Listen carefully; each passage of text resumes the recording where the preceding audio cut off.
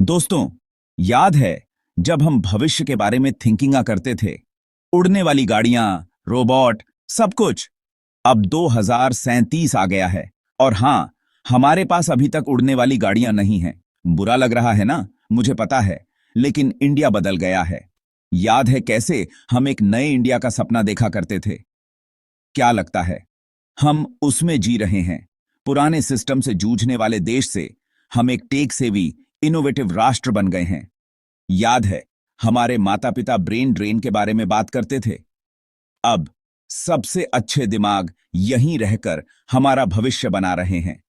सच में एनर्जी, उत्साह कमाल का है। ऐसा लगता है कि कुछ भी संभव है ना? और सबसे अच्छी बात, ये तो बस शुरुआत है। और ये सिर्फ बड़े शहरों में नहीं हो रहा है, छोटे शहर भी इसमें पीछे नहीं हैं। याद है जब अच्छा इंटरनेट मिलना एक जंग हुआ करता था? अब हमारे चाय वालों के पास भी हाई स्पीड कनेक्शन है। ऐसा लगता है कि पूरे देश ने अपग्रेड करने का फैसला कर लिया है और यकीन मानिए, इसका हिस्सा बनना बहुत ज्यादा अच्छा है। थिंकिंगो, आप शहर में घूम रहे हैं, कोई ट्रैफिक नहीं, बस स्मूथ ड्राइवरलेस पॉड्स आपको जहां भी जाना है ले जा रहे हैं। ऊपर से शानदार मोनोरेल दौड़ रही हैं। हमारे स्मार्ट सिटीज में आपका स्वागत है। याद है जब पार्किंग की जगह मिलना लॉटरी जीतने जैसा होता था? हाँ, वो तो अब बहुत पुराना हो गया। और ये सिर्फ ट्रांसपोर्टेशन के बारे में नहीं है। हम स्मार्ट एनर्जी ग्रिड, कुशल वेस्ट मैनेजमेंट, सब कुछ की बात कर रहे हैं। सब कुछ कनेक्टेड है, ऑप्टिमाइज्ड है और सुपर सुविधाजनक है। उन धूल भरे पुराने सरकारी दफ्तरों को याद है? हाँ, वो अब गए। अब सब कुछ ऑनलाइन है, पेपरलेस है और बिना किसी परेशानी के है। लेकिन ये सिर्फ हाईटेक होने के बारे में नहीं है। हमारे शहरों को ग्रीन और सस्टेनेबल बनाने के लिए भी डिजाइन किया गया है। वर्टिकल गार्डन, हर जगह सोलर पैनल और ऐसी इमारतें जो प्रकृति के साथ घुल मिल जाती हैं। ऐसा लगता है जैसे किसी साइंस फिक्शन फिल्म में जी रहे हों। लेकिन आप जानते हैं, बिना किसी डायस्टोपियन वाइब्स के। रट्टा लगाने और पुराने पाठ्य पुस्तकों के दिन याद हैं? हाँ, वो इतिहास हो गए। हमारी शिक्षा प्रणाली अब रचनात्मकता, आलोचनात्मक सोच और प्रैक्टिकल एक्सपीरियंस के बारे में है। हम वर्चुअल क्लासरूम, पर्सनलाइज्ड लर्निंग और सबसे अच्छे संसाधनों तक पहुंच की बात कर रहे हैं, चाहे आप कहीं भी हों। और अब सिर्फ डिग्रियों के बारे में नहीं है, हम सभी को भविष्य की नौकरियों के लिए आवश्यक कौशल से लैस करने की बात कर रहे हैं।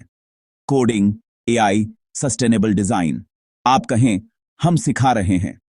याद है जब अच्छी स्वास्थ्य सेवा पाने के लिए बड़े शहरों का रुख करना पड़ता था? अब और नहीं। हमारे पास टेलीमेडिसिन, एआई पावर्ड डायग्नोस्टिक्स और वर्ल्ड स्तरीय अस्पताल हैं जो सभी के लिए सुलभ हैं। हम प्रिवेंटिव हेल्थ केयर, मानसिक स्वास्थ्य में निवेश कर रहे हैं और यह सुनिश्चित कर रहे हैं कि सभी को स्वस्थ और पूर्ण जीवन मिले। भाग 4, वर्ल्ड मंच पर भारत, अच्छाई के लिए एक फोर्स। याद है जब हम प्रेरणा के लिए दूसरे देशों की ओर देखते थे? अब बाजी पलट चुकी है। भारत अब एक वैश्विक नेता है, न केवल तकनीक और अर्थशास्त्र में, बल्कि शांति, स्थिरता और समावेशिता को बढ़ावा देने में भी। हम जलवायु परिवर्तन, गरीबी और असमानता जैसी वैश्विक चुनौतियों से निपटने के लिए अपने प्रभाव का उपयोग कर रहे हैं। हम दुनिया के साथ अपने ज्ञान और संसाधनों को साझा कर रहे हैं, क्योंकि भारत के लिए एक बेहतर भविष्य का मतलब सभी के लिए एक बेहतर भविष्य है ना? विकासशील देशों के लिए आवाज बनने से लेकर अंतरिक्ष अन्वेषण का नेतृत्व करने तक, भारत वर्ल्ड मंच पर अपनी पहचान बना रहा है। और आप जानते हैं क्या? ये तो बस शुरुआत है। भाग 5, हरा भरा और स्वच्छ, हमारा सतत फ्यूचर।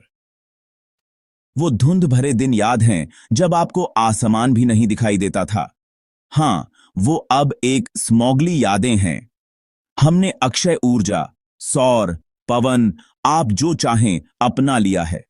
हमारे शहर पहले से कहीं ज्यादा साफ, हरे भरे और टिकाऊ हैं। हम पेड़ लगा रहे हैं, अपनी नदियों की सफाई कर रहे हैं और अपने वन्य जीवों की रक्षा कर रहे हैं। हम अब केवल उपभोक्ता नहीं हैं, हम ग्रह के जागरूक नागरिक हैं।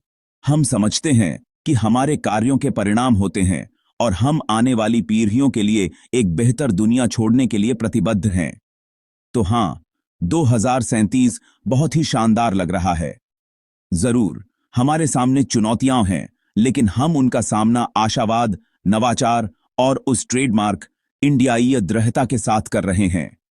भविष्य उज्जवल है दोस्तों, और मैं यह देखने के लिए और इंतजार नहीं कर सकता कि हम एक साथ क्या हासिल करते हैं।